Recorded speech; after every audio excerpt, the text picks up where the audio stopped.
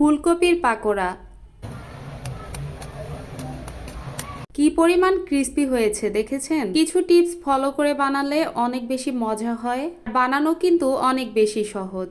বাজারে এখন যেই পরিমাণের সস্তা দামে ফুলকপি পাওয়া যায়, এখনই কিন্তু ফুলকপির পাকোড়া বানানোর জন্য পারফেক্ট সময়। এখানে আমি কিন্তু একটা ফুলকপির হাফ নিয়েছি, মানে অর্ধেক অংশটা নিয়েছি, পুরোটা নিইনি, আর এভাবে কেটে নিয়েছি। এরপর হাঁড়িতে বসিয়ে দিয়েছি পানি, আর পানির মধ্যে দিয়ে দিলাম লবণ। যখনই এই পানিটা ফুটে আসবে তখন এই ফুলকপিগুলো দিয়ে দিবেন এই পানির মধ্যে। সামান্য পরিমাণ ভাপিয়ে নিব আমি এই ফুলকপিগুলো। এতে করে ফুলকপির উপরটা খুব দ্রুতই ক্রিস্পি হয়, আর ভেতরে অত বেশি ঝামেলা করার প্রয়োজন হয় না। আজকের এই ফুলকপির পাকোড়া আপনারা যদি এরকম টিপস অনুযায়ী বানান একদম পারফেক্ট হবে। আর আমি কথা দিচ্ছি, এরকম পাকোড়া আপনারা খেলে অবশ্যই প্রশংসা করবেন যে এত বেশি মজা হয়েছে।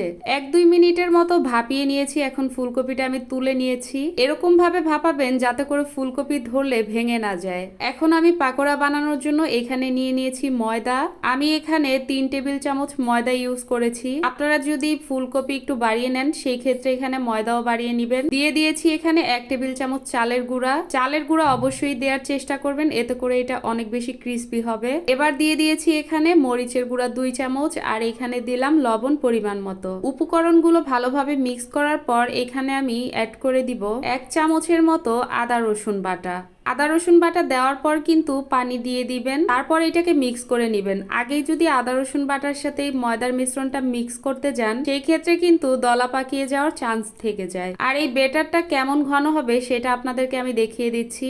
এটা মাখানোর পরে এরকম একটা ঘনত্ব হবে, অনেক বেশি পাতলা হবে না, একটু ভারী করতে হবে, কারণ ভারী না হলে ফুলকপির উপরে কিন্তু একটা কোট করা সম্ভব হবে না। এবার আমি ফুলকপিগুলো এই মিশ্রণটার মধ্যে ঢেলে দিলাম। এবার ভালোভাবে মিক্স করে নিব। ভালোভাবে নেড়ে চেড়ে মিশিয়ে নিলাম এগুলোকে চামচ দিয়ে। আমি কিভাবে করতেছি একদম স্টেপ বাই স্টেপ দেখে নিবেন। মেশানো হয়ে গেলে এখান থেকে ফুলকপিগুলোকে আমি একটা বাটিতে তুলে নিব, যাতে করে এটার সাথে আমি খুব সুন্দরভাবে কর্নফ্লাওয়ার মিক্স করতে পারি। আমি এখন এগুলোর উপর থেকে কিছু পরিমাণ কর্নফ্লাওয়ার এইভাবে ছিটিয়ে দিব, আর এই কারণেই কিন্তু এই ফুলকপির পাকোড়াগুলো অনেক বেশি ক্রিস্পি হবে। এবার আমি প্যানের মধ্যে দিয়ে দিলাম পরিমাণ মতো সাদা তেল। তেল গরম হয়ে যাওয়ার পর আমি এখানে ফুলকপিগুলো দিয়ে দিচ্ছি একে একে। এগুলো কিন্তু আপনাদেরকে খুব দীর্ঘ সময় নিয়ে ভাজার কোনো প্রয়োজন নেই, কারণ আমরা ফুলকপিগুলোকে ভাপিয়ে নিয়েছি। আর ফুলকপি ভাপানোর কারণে কিন্তু ফুলকপির যে এক্সট্রা গন্ধ ওইটা একদমই থাকবে না, আর এই কারণেই এটা খেতে অনেক বেশি মজা লাগে। খুব সুন্দরভাবে আমি এখন উল্টে পাল্টে সবগুলো ফুলকপির পাকোড়াগুলো ভেজে নিচ্ছি।